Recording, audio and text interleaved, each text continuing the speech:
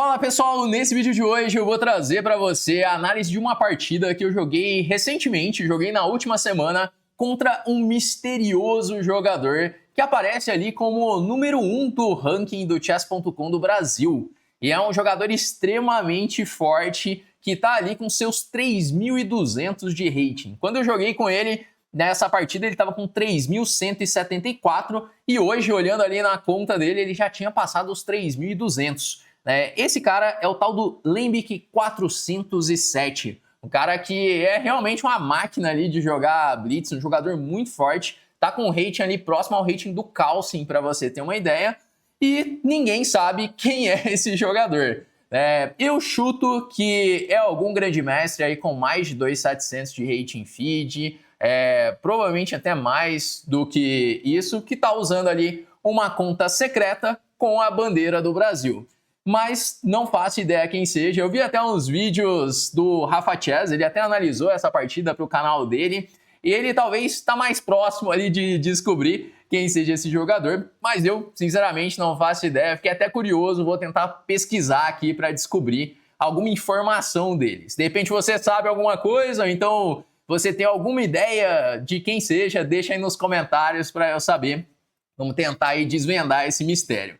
Mas então, joguei essa partida com ele e agora nós vamos analisar, vamos ver o que rolou nessa partida, que eu tava com as peças pretas e ele começou ali jogando com o lance cavalo F3. Então, nesse dia que nós jogamos, ele tava ali com 3.174, eu tava com 2.833 de rating. Eu respondi com o lance cavalo F6. Ele veio então com C4, podendo levar para posições de uma inglesa, por exemplo, e eu resolvi jogar a defesa índia do rei, fazendo o fianqueto do bispo lá em G7. Eu gosto bastante de jogar a defesa índia do rei, principalmente nas partidas de Blitz. Ultimamente, até nas partidas pensadas que eu joguei, eu estava jogando bastante a índia do rei. É uma defesa bem dinâmica, bem interessante de jogar, e eu acho mais fácil jogar a índia do rei nessas partidas rápidas. Inclusive, se de repente você quer aprender um pouquinho mais sobre essa defesa, no início dessa semana eu liberei um vídeo aqui no canal na playlist de aberturas. Então dá uma olhada que você vai ter uma introdução ali e entender mais sobre os planos da defesa, tá? Então fianquetei o bispo em G7, ele também jogou fazendo o fianqueto do bispo em G2, D6, cavalo C3, roque, e agora ele faz um lance D4. Bom, nessa posição, ele poderia jogar com D3, levando também para posições da inglesa, mas ele resolveu jogar com D4, transpondo assim para o peão dama. E aqui nós chegamos na variante do fianqueto da defesa índia do rei. Então, segui com o lance cavalo de BD7. O meu plano é fazer o lance E5. Para quem de repente assistiu o vídeo sobre a defesa índia do rei, ali eu explico que o plano das pretas é atacar esse centro branco. Então, o preto ele cede o centro, percebe que o branco tem o controle do centro, tá com os peões centrais. Só que agora, com o cavalo de BD7 e E5, eu vou começar a golpear esse centro. Ele jogou roque e agora eu faço E5 para buscar contra-jogo. É assim que acontece numa defesa índia do rei. Então, ele resolveu jogar com E4. E sempre que joga com E4, existe a possibilidade de resolver a tensão no centro, jogando com E por D4 para pressionar o peão de E4. Então eu acabei jogando esse plano, que é bem típico. Eu fiz E por D4, torre 8, e vou começar a criar contra-jogo agora pressionando esse peão de E. Ele veio com H3 para poder liberar a dama para C2, por exemplo, desenvolver o bispo para E3 sem ter que se preocupar com o cavalo G4. Então acaba sendo um lance bastante útil, o H3. Eu segui com o cavalo C5, pressionando o peão de E4. Veio torre E1 e agora A5 para evitar o B4 das brancas e sustentar o meu cavalo na casa C5. E nesse momento ele faz um lance cavalo de DB5 para evitar o lance C6, porque assim já fica caindo o peão de D. Bom, e chegamos aí nessa posição, que é uma posição que é considerada como uma posição de leve vantagem para o branco, porque o preto tem menos espaço, fica ali um pouco preso na posição. Inclusive, até ano passado, eu achava que era uma posição ruim mesmo para as pretas, mas eu joguei esses torneios ali ano passado na Áustria e também na República Tcheca, e daí eu comecei a jogar Índia do Rei, ali em todas as partidas contra o peão dama, e eu lembro que tinha algum adversário que jogava a variante do fianqueto, e preparando ali a Índia do Rei, eu via algumas partidas de um grande mestre chamado Denchenko, que jogava sempre esse plano, e ele ganhava muitas partidas fazendo isso. E aí eu resolvi aprofundar um pouco na variante, porque olhando assim, vendo até com o computador já dá uma leve vantagem, mas eu fiquei olhando como que esse cara faz tanto ponto assim, nessa Índia do Rei jogando desse jeito. E aí eu fui aprofundando nas partidas e eu vi que na prática era uma variante muito interessante de se jogar. Começando com o plano de Bispo D7. Bispo D7, ele pode ter a ideia de Dama C8 para pressionar ali o peão de H3, às vezes até passando a torre para E5, H5, é uma manobra meio esquisita, mas de repente é possível fazer isso para atacar. E muitas vezes eu vou trocar esse bispo pelo cavalo. Por exemplo, na partida seguiu o bispo F4, veio o bispo tomar B5, e agora ele não pode tomar de cavalo em B5 porque cai o peão de E4. Ele acaba tendo que tomar de peão. E surge uma posição onde o branco tem algumas vantagens, como por exemplo, par de bispos, meu peão de C7 é um peão fraco. Só que agora eu tenho um plano de começar a jogar pelas casas pretas da posição. E esse que é o plano que dá sentido para todos os lances que eu fiz aqui na abertura, que é o lance cavalo de FD7. Bom, a ideia desse lance é poder jogar com H5 e H4 para criar fraquezas nas casas pretas aqui na ala do rei e do branco, para depois começar a utilizar dessas casas pretas, especialmente a casa E5. Então ele jogou com dama C2, H5 e agora veio a torre de A, D1. Aqui um detalhe importante. Tudo isso que eu estou fazendo está dentro da minha preparação, tá? Aqui eu não vou dizer que eu estava caçando os lances na abertura, fui encontrando os lances. Não, aqui estava tudo preparado já. E, na verdade, minha preparação vai longe nessa partida, vai mais alguns lances. No momento que sair da preparação, eu falo aqui para você. Mas são variantes que eu tinha preparado para jogar nesses torneios pensados que eu joguei no ano passado. Acabou não encaixando em nenhuma. E, no fim, encaixou numa partida de Blitz contra esse jogador misterioso aqui. Então, eu joguei o H4, ele faz G4, então começa a enfraquecer um pouco a ala do rei. E agora eu faço o bispo E5, para já trocar o bispo de casas pretas. E vai começar essa luta pela casa de F4. Então, eu quero colocar uma peça nessa casa. Se eu conseguir colocar uma peça aqui, eu vou ficar muito bem. Então, eu joguei cavalo E6, com a ideia de cavalo F4, ele faz dama D2, e agora eu faço o lance G5 para controlar a casa F4. Então você pode ver que de repente a avaliação do computador mudou já, ele já começa a gostar das pretas. Eu lembro que tinha apenas uma variante, era algo muito específico assim que dava vantagem para o branco, mas ainda assim a posição era jogável. Mas tinha algum lance bem fino no meio do caminho, que eu não lembro exatamente qual era, mas essa era a variante mais jogada. Todos os lances que o Lembic fez aqui são os lances mais populares assim nas partidas. Então aqui ele faz cavalo E2, aí esse já não é o melhor.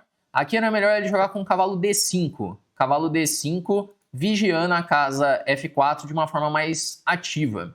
E quando jogar C6, peão toma, F4... E a verdade é que vira um caos essa posição.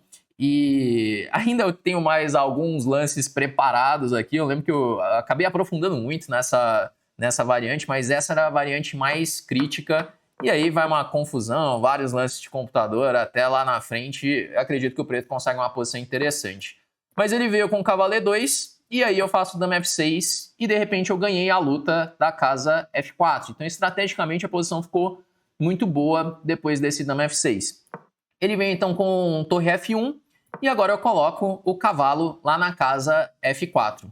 Bom, e aqui eu tava me sentindo muito bem na partida, então os tempos equilibrados ali, eu tô com 2 minutos e 25, ele com 2 minutos e 21, e eu tô numa posição melhor. Aqui eu sabia que eu tava melhor na posição.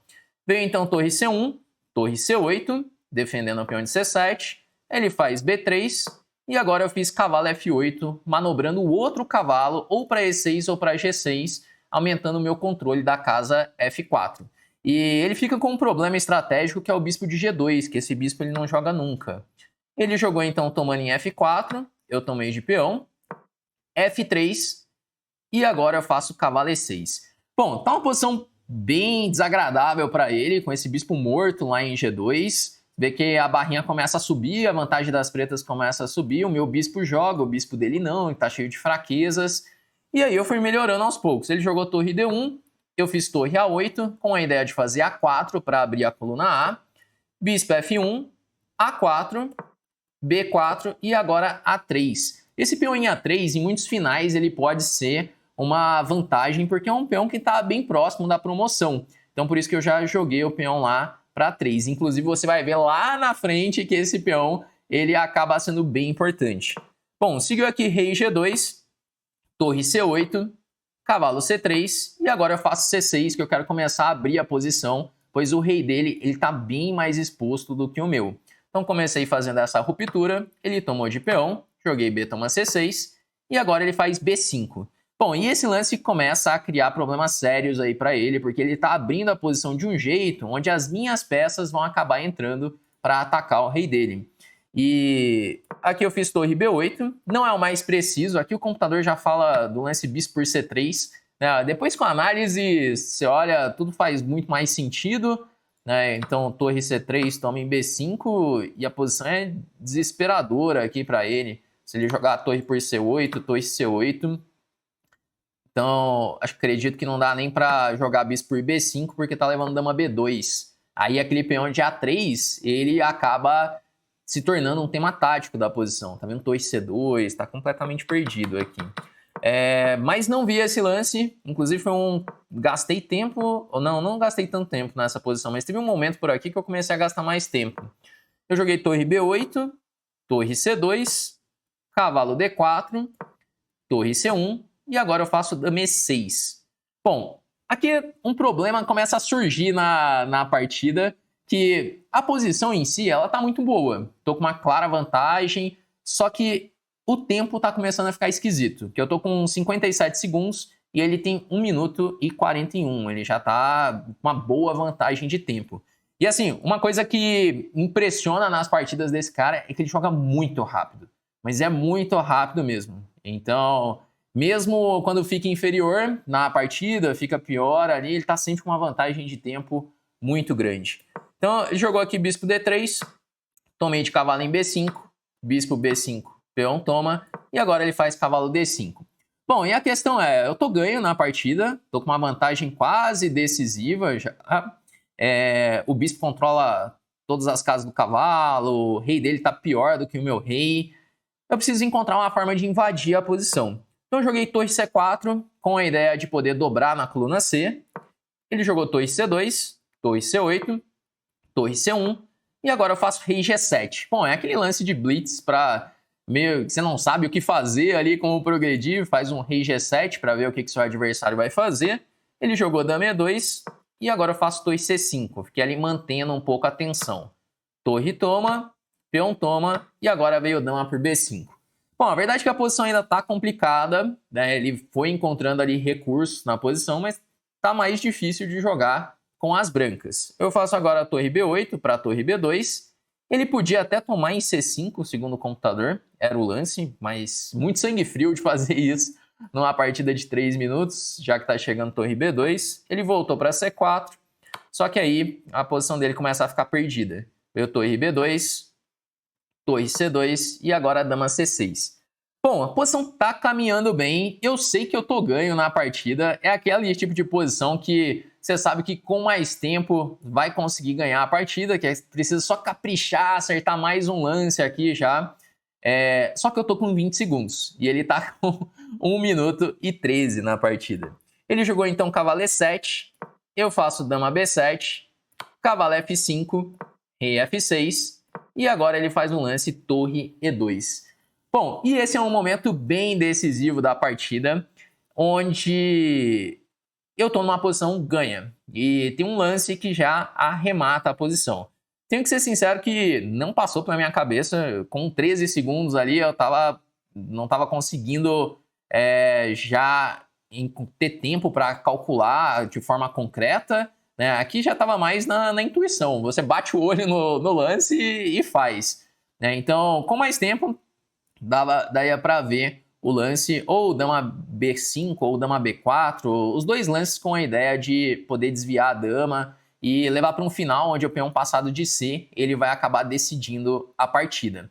Na partida eu joguei torre por E2, ali no desespero, para não cair o tempo, seguido de dama B2, mas a minha vantagem ela acaba indo embora com isso. O lance correto aqui era o lance dama B5, ao invés de torre por E2. Dama B5, porque depois de um dama B5, torre por B5, o cavalo ele tá dominado, olha só, o cavalo não tem casas para voltar, no máximo esse cavalo pode ir para H4, mas ele está muito longe do jogo, e o plano das pretas é levar a torre para B2, seguido do avanço do peão de C. Então é uma posição que vai ganhar facilmente, só levar a torre para B2 e disparar esse peão. Mas teria que achar aí o dama B5, e aí com pouco tempo no relógio eu acabei jogando torre por E2, seguido de dama B2, e a vantagem ela acabou desaparecendo. Ainda tá um pouquinho melhor, só que é aquilo, né? Depois que ele faz rei F1, a pressão do tempo, não vendo aqui um lance, eu faço uma bela de uma capivarada, jogando aqui C4, que ainda não perde a partida, mas a vantagem ela vai toda embora, né? Mas a verdade é que a posição já perdeu o controle mesmo, né? Poderia tentar um dama B1, mas já passou o momento, ele vai ter bastante recurso aqui para jogar essa partida. Veio o C4, dama C4, eu dei uns cheques, mas aqui já era mais para fazer um lance qualquer, né? Já tá claro que ele vai me ganhar no tempo, que tem só 6 segundos. E aí acabou acabando o tempo da partida, né?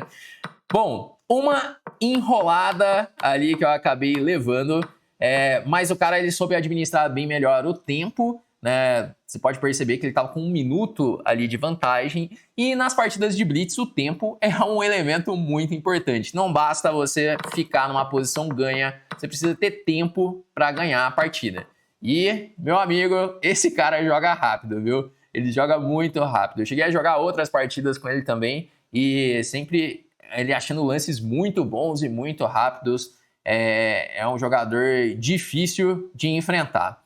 Bom, essa foi minha partida contra o jogador misterioso, o Lembic 407.